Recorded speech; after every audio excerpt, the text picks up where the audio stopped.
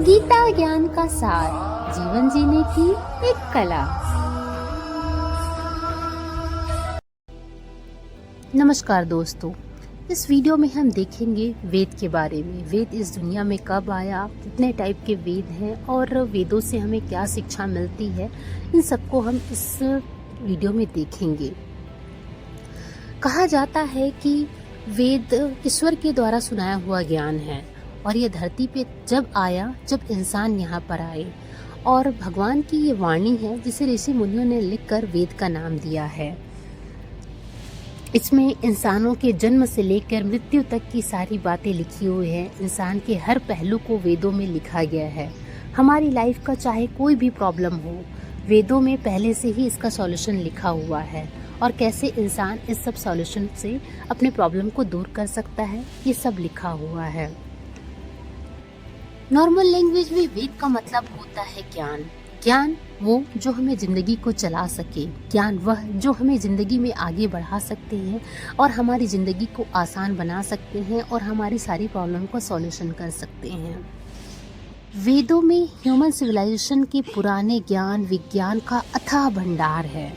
इससे इंसानों की हर समस्या का सॉल्यूशन मौजूद है। वेदों में ईश्वर, देवताओं, universe, astrology, mathematics, atom, history, सारी चीज़ों की जानकारी हमें मिलती है। सभी विषयों के बारे में विस्तार से लिखा हुआ है। शायद ही ऐसा कोई सब्जेक्ट हो जिसके बारे में वेद में कुछ लिखा ना हो।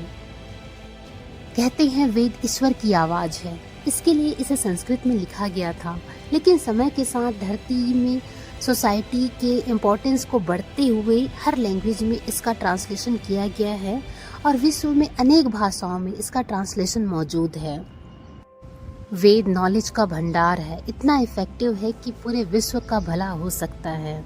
इतना ज्ञान है कि जिसकी जो कल्पना है वो कोई बुक से की ही नहीं जा सकती, कोई तुलना ही नहीं है। ये इतना समृद्ध है। वेद की 4 भागों में लिखा हुआ है। पहला है ऋग्वेद, दूसरा है यजुर्वेद, तीसरा है सामवेद, चौथा है अथर्ववेद। इन 4 वेदों का अपना अलग अलग महत्व है। इन 4 वेदों में हमारी जिंदगी में विस्तार से लिखा गया है। जिंदगी के अलग अलग पड़ाव पर वेदों की अलग अलग जरूरत होती है। इन 4 वेदों का हमारी जिंदगी में आने की इंटरेस्टिंग कहानी है जो हम आगे देखते हैं। ऐसा कहा जाता है कि हिंदू धर्म के एक ग्रंथ सतवत ब्राह्मण के अनुसार अग्नि, वायु, आदित्य और अगीरा ने तपस्या करके सबसे पहले वेदों को पाया था। अग्नि ने ऋग्वेद को, वायु ने यजुर्वेद को, आदित्य ने सामवेद को और अगीरा ने अथर्ववेद को पाया था। अगीरा को हमेशा अथर्ववेद से जोड़ा जाता है। वेदों के बारे में जानने वाले ने वेदों को बहुत ही अच्छे तरीके से संभाल कर रखा हुआ है। पुणे के रिसर्च सेंटर में 28,000 पांडुलिपियां भंडार करके रखी हुई हैं और ये पांडुलिपियों को यूनेस्को ने सांस्कृतिक धरोहर के रूप में समृद्ध करके रखा हुआ।